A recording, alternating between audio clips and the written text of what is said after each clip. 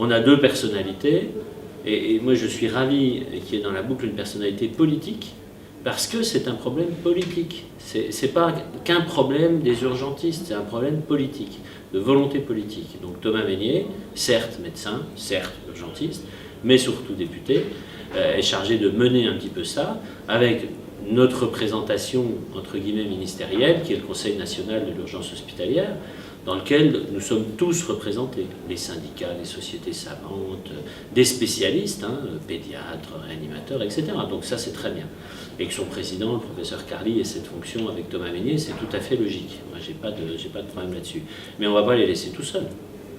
Nous, on a déjà demandé qu'il y ait la Cour des comptes qui soit entendue, que bien entendu les syndicats professionnels soient entendus, la société savante, les autres spécialistes. Nous, ce que l'on souhaite dans cette feuille de route, c'est de nous donner une cible. Déjà, je vous disais tout à l'heure, on a une perte du sens. Les urgences sont faites pour quoi? Il faut que ce soit dit, il faut que ce soit écrit, il faut que ce soit validé par le plus haut niveau de l'État. Je suis assez confiant, le président de la République nous a écrit la semaine dernière en disant « je veux que les urgences fassent ce pourquoi ils sont créés, c'est-à-dire s'occuper des cas urgents et graves ». Bon, bien, ok, voilà. On a une cible, on a un objectif. Maintenant, partant de la situation actuelle, où on fait tout ce que les autres ne veulent pas faire, jusqu'à la situation, cette cible qui est, on se concentre que sur les cas urgents et graves, en plus c'est là-dessus qu'on est bon, c'est là-dessus qu'on est formé, et bien, comment on y va? C'est ça cette feuille de route. Quelles sont les échéances? Quelles sont les différentes étapes? Pour régler tel problème, on fait quoi? Peut-être qu'il va falloir discuter, et je sais qu'ils nous ont déjà proposé de les rencontrer avec le Conseil de l'Ordre, le Conseil national de l'Ordre, et clairement poser la question de l'obligation ou non de la permanence des soins, de la garde pour la médecine libérale. Il faut poser la question, et la réponse à cette question, elle doit être politique. Elle ne doit pas être une réponse des professionnels.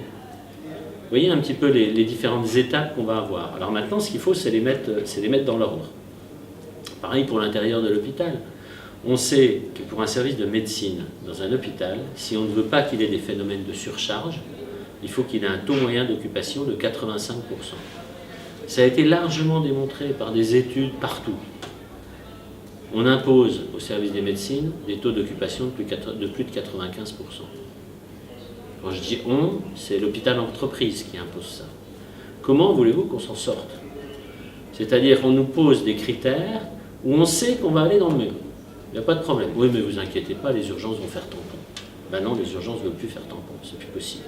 On ne veut plus avoir des personnes âgées qui passent 18 heures, 20 heures sur un couloir, qui n'ont pas à manger, qui n'ont pas à boire, qui n'ont pas les soins d'hygiène minimum. Ça, c'est inacceptable. C'est ça aussi que veut dire ce mouvement. On n'en peut plus par rapport à ça. Le principe de l'hôpital public, c'est qu'on ne peut pas refuser des places. On a des urgences, on ne peut pas. Mais vous savez, ce qui va se passer si les choses n'avancent pas dans le bon sens rapidement, c'est que vous allez avoir une démission de 90% des chefs de service des urgences. C'est-à-dire, ce n'est pas 80 services d'urgence qui vont être en grève, même s'il y en a beaucoup plus qui sont en souffrance. C'est que tout le monde va plier bagage. Et on a, je reste sur le côté médical, mais c'est exactement transposable au côté paramédical. On travaille sur un observatoire de la souffrance au travail, qui est déclaratif, qui a été créé par les anesthésistes réanimateurs et avec qui on s'est associé.